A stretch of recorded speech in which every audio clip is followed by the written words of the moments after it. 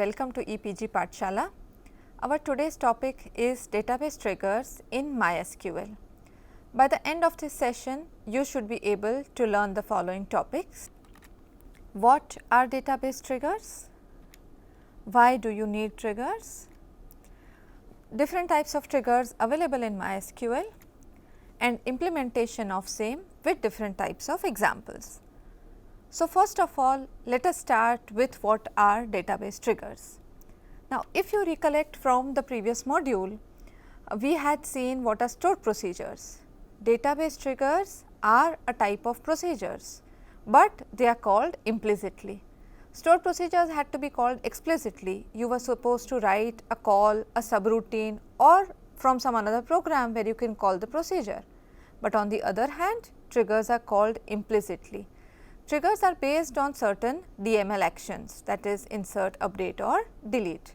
But why the name trigger is given? The simple example of gun we take, a gun has a trigger. What is the action of the trigger? As soon as the trigger is pressed, bullet has to be fired from the gun. So, that is the purpose or that is the associated action of a trigger.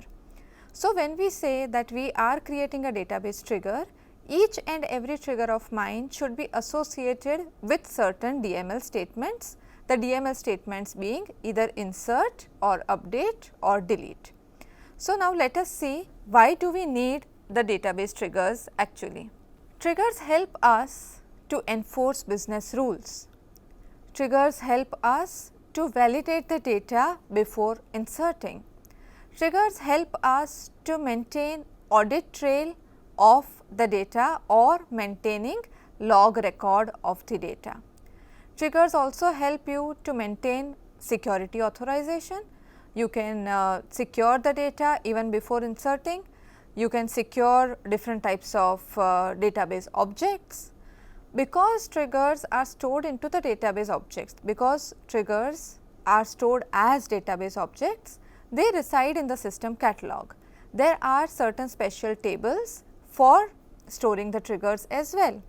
And as we all know that each and everything in an RDBMS should be represented as rows and columns. Similarly, triggers also are represented as rows and columns and they have a special mention in the system catalog entry. Now, apart from the certain advantages of the triggers, there are also certain limitations of triggers, very few limitations. So, let us have a look at few limitations of triggers.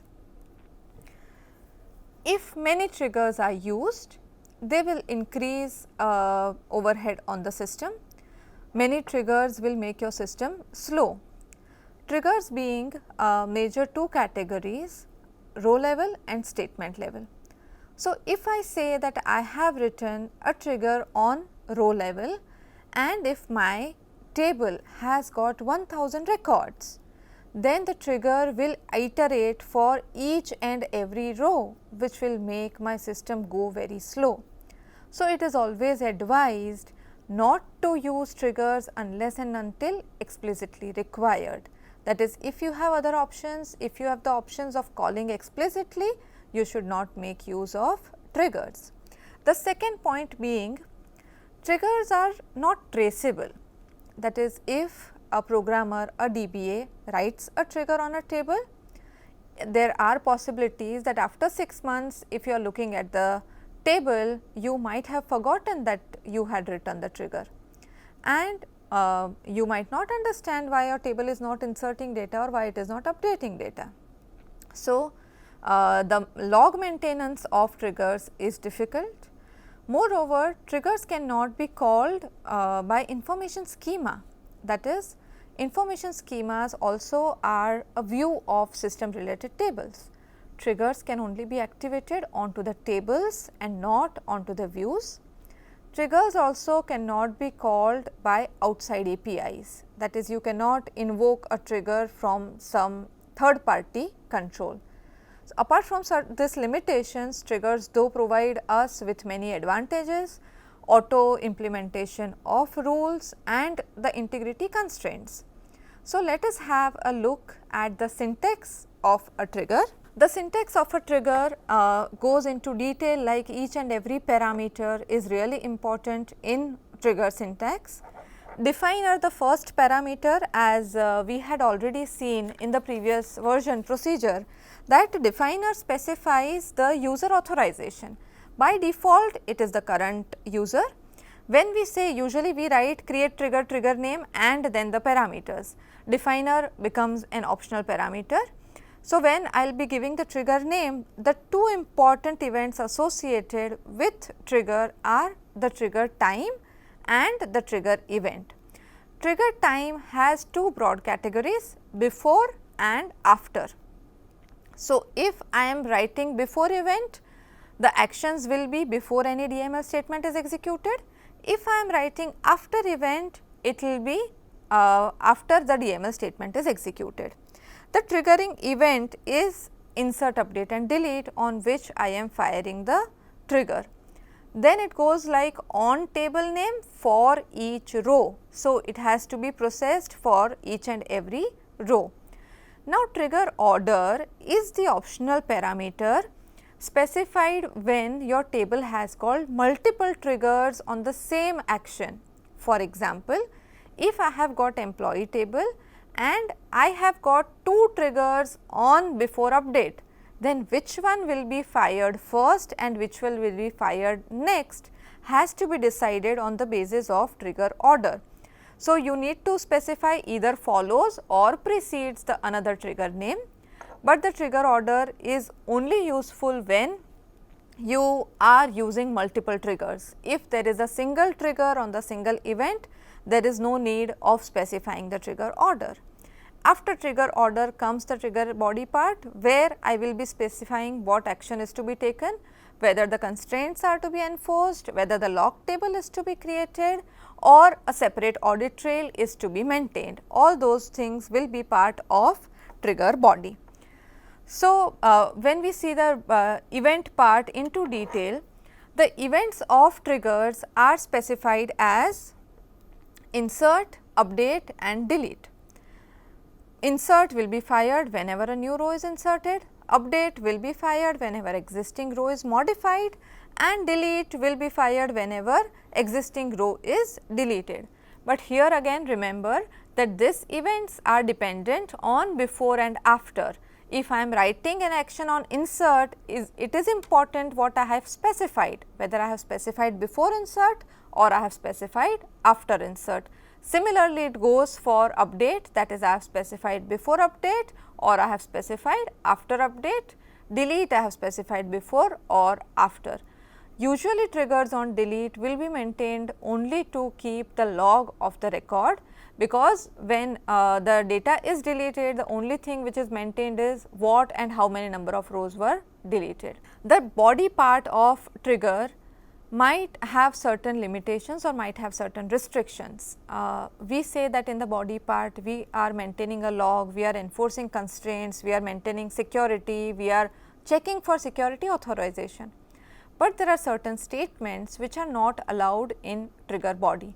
That is, I cannot lock the transactions into trigger body, lock table statements are not allowed, alter table statements are not allowed, and similarly alter table, alter view, anything such statements are not allowed into trigger body statement, trigger body block. And if I am having multiple statements, that is I am writing multiple insert scripts, I am using multiple if conditions, it is always compulsory for me to make use of begin and end block. So, let us now start with the basic example of trigger, but before we go to the example of trigger, two important variables related with trigger are as follows. Two important variables related with triggers are as follows. The two keywords which are used with triggers are old and new. Now, when I am making use of old and new, first of all I need to understand what is old or what is new.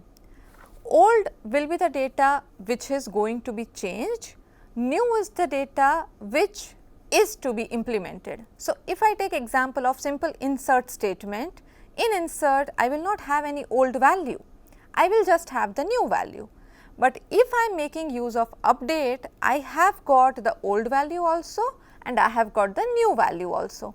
So, if I am saying update employee set salary is equal to 4,000, where employee ID is equal to 5. So, if my salary previously was 3,500, my old value is 3,500 and new value is 5,000. Now, why do you need these two keywords old and new? Whenever you are making use of triggers, triggers are the blocks which are called implicitly. So, if a person is updating the data and if you want to maintain the log of the data or want to check what the data is inserted, the two keywords provided by MySQL are old and new, which will help you to keep trace of the data being updated, deleted or whatever new is inserted. It is always important to remember that insert will not have new old values and delete will not have new values. Update will have both values, that is old as well as new. So, we start with the basic example first of defining a trigger. Here we have our table called employee, which has the fields like employee ID, name and salary. So, let us have the example of defining a simple trigger. Here if you observe, my table is employee. As soon as I want to go to define a trigger, you need to click on alter table. Your alter table opens the table structure, your table name, your fields. Here you have indexes, foreign keys, triggers, partitioning and options. So, we want to define a trigger. So, we will go into the triggers part. Here you can observe that we have different types of triggers available: after delete, after insert, after update, before delete, before insert and before update. As soon as you select a particular event, first we write a trigger for insert. So, here when we select a trigger, and here you can observe add trigger is enabled as of now. So, let us select the event and create a log for the insert table, insert trigger. So, when you want to define the trigger, first of all we will create a log table for defining the trigger. My log table would be like, I have created one log table which has the same fields as employee. As you can see, I have got employee ID, name, salary, but I have added two fields, action and updated date. In action, what I want to store? That the trigger is fired by insert or update or delete, that is what I want to store in action. So, this is nothing but my log table. The name I have given is employee log. Employee ID, name and salary, please make sure that you keep the same data types which are there in the employee, and two extra fields, action as well as updated date.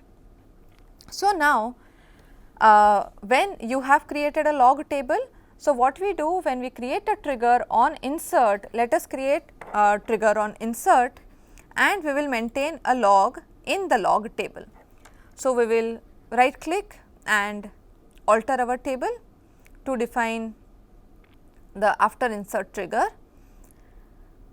As seen already, our table contains employee ID, name and salary.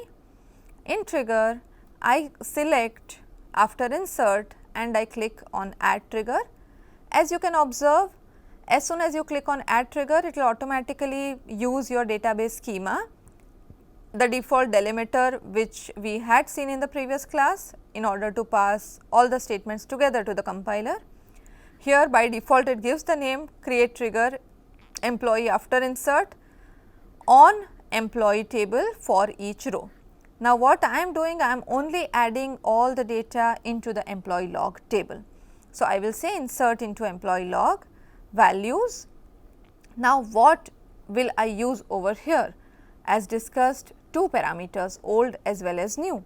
So, here we are inserting into the log table, but we are writing on before and after insert. So, as I had told you, insert will always have new type of values. So, I will say new dot employee ID, new dot name and new dot salary.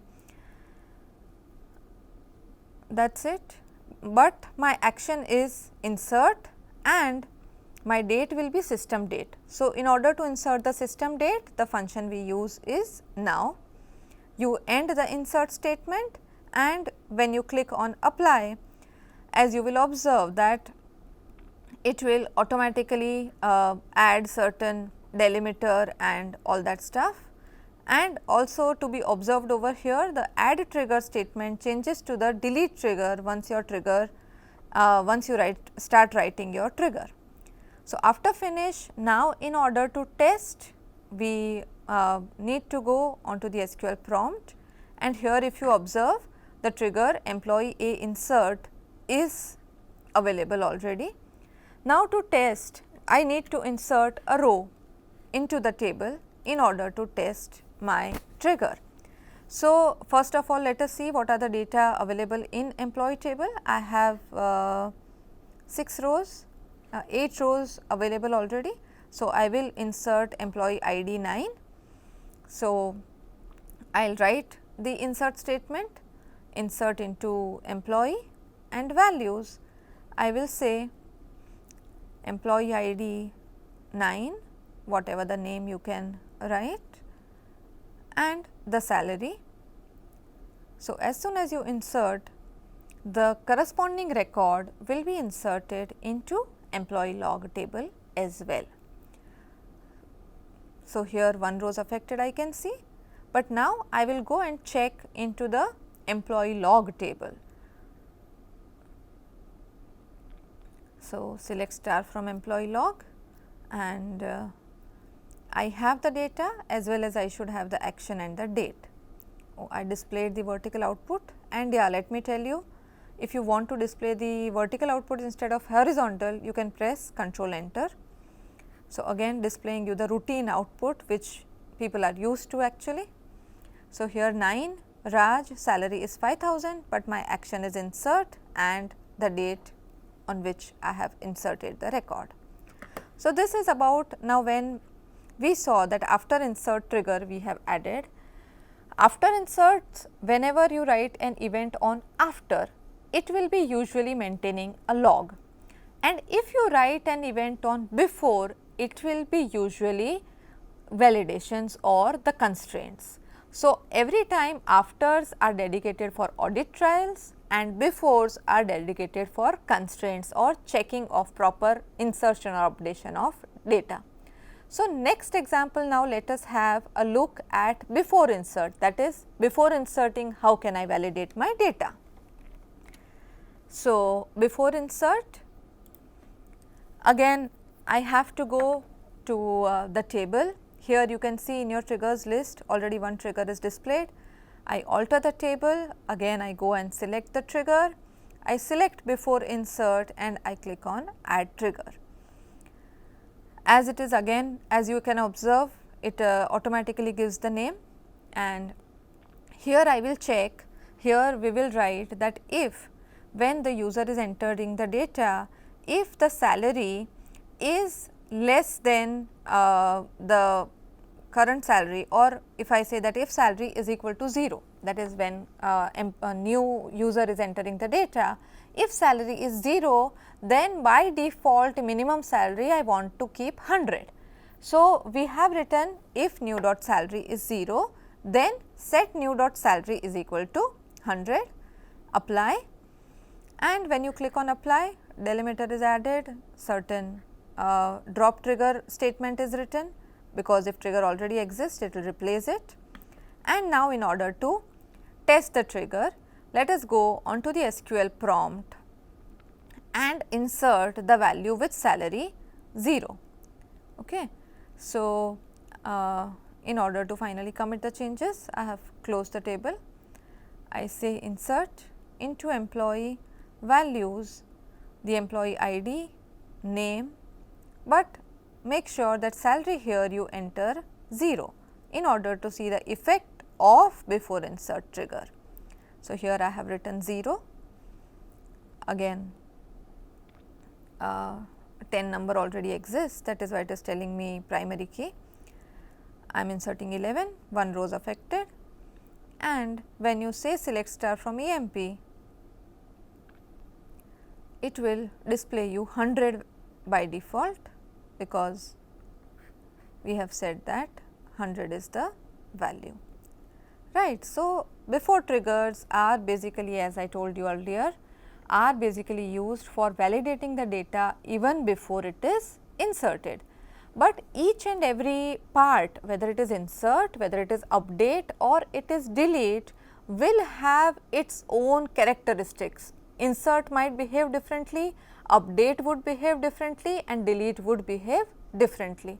So, let us now take a look at update trigger.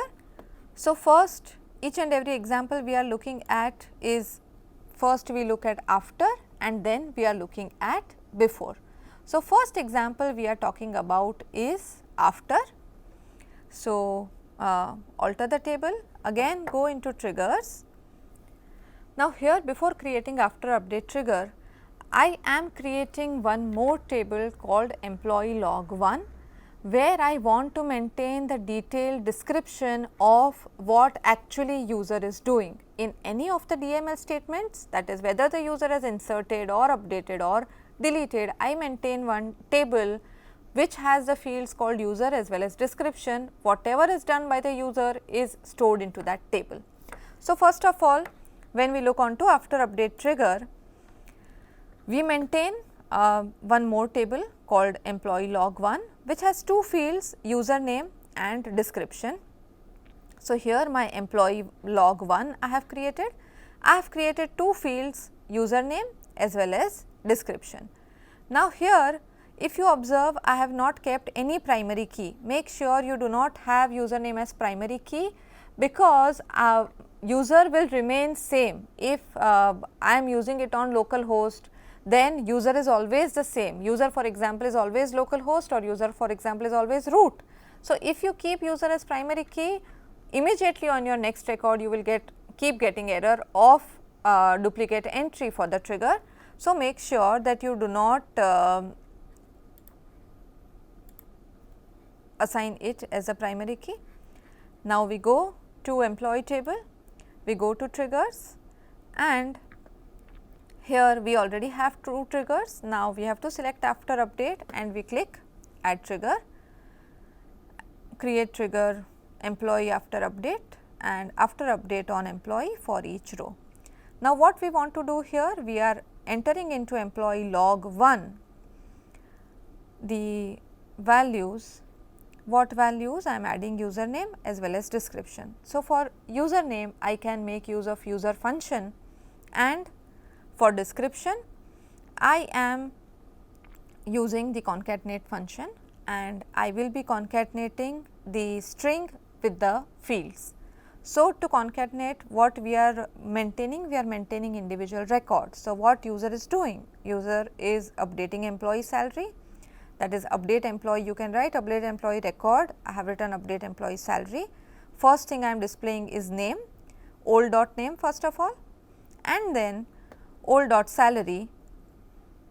So, what is the salary which was present already? So, old dot salary, if you observe, I have first written into quotes and then I am using the field old dot salary.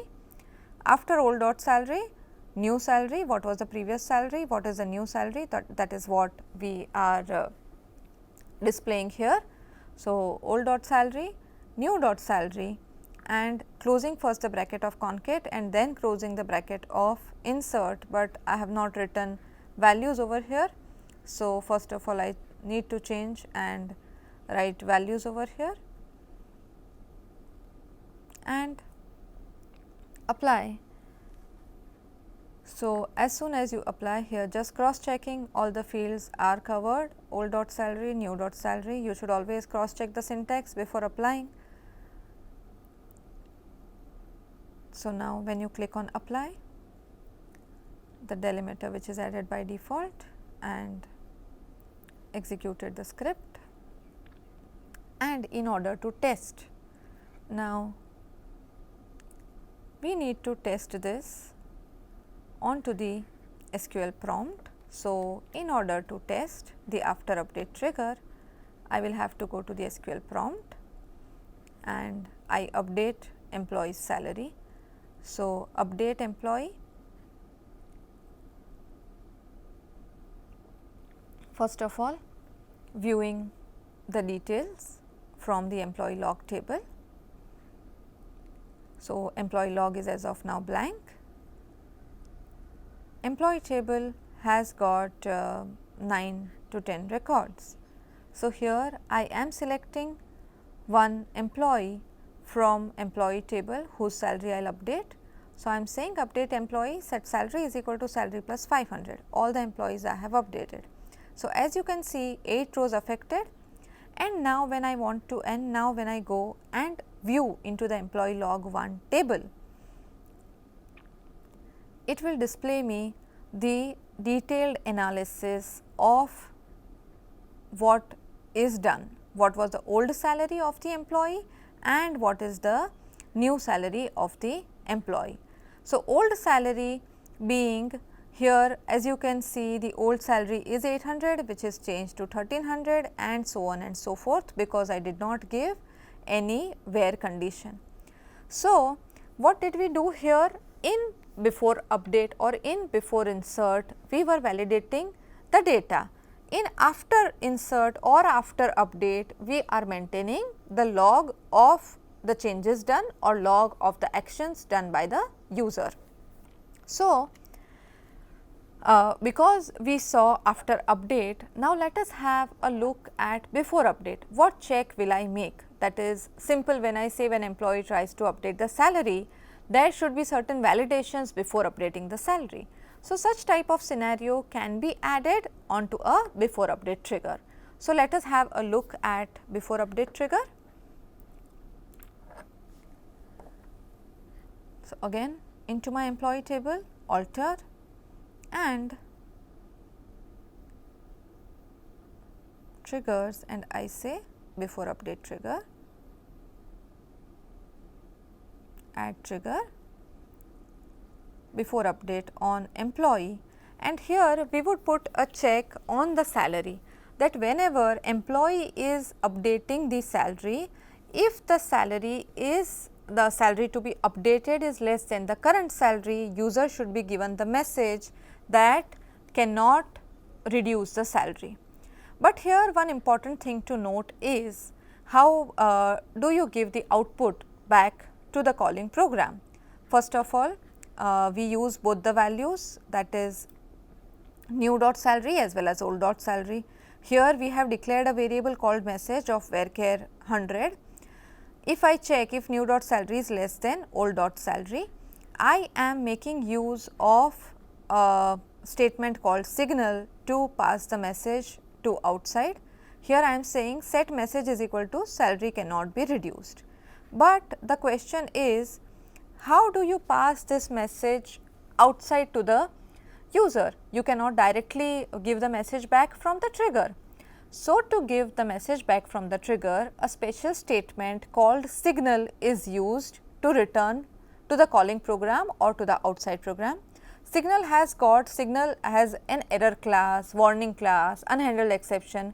This type of exceptions are available into signal. So, whenever I am making use of the error code 45,000, it is general unhandled exception. You can have a look at list of available error classes onto MySQL workbench page or MySQL documentation. There are n number of classes available. So, here we will be making use of signal class and we will see how we use signal class. So, I will say signal and SQL state is 45,000 as mentioned earlier. It will be for any general exception, and I am passing my error message. So, what is my error message? You can also directly write the message here, message text is equal to whatever, but because I wanted to show the declaration, I have written set message text is equal to message. So, whenever the user will try to reduce the salary, user will get the message of salary cannot be reduced. Okay. So, clicking on apply will create our trigger. And now to test on the command prompt, you try to update. First of all, select here the salary is 1300 of Raj. I will try to reduce the salary and I will say update employee, set salary is equal to 100, where employee ID is equal to 1. So, it will show me the message that salary cannot be reduced. Okay. So, dear friends, we saw the examples of before insert, before update, after update. In the next module, we will be looking at before delete and after delete, which will be followed by understanding views. So, for today's session, that is all for today's session. Thank you so much. Thank you so much. Thank you so much. Thank you so much. Thank you so much.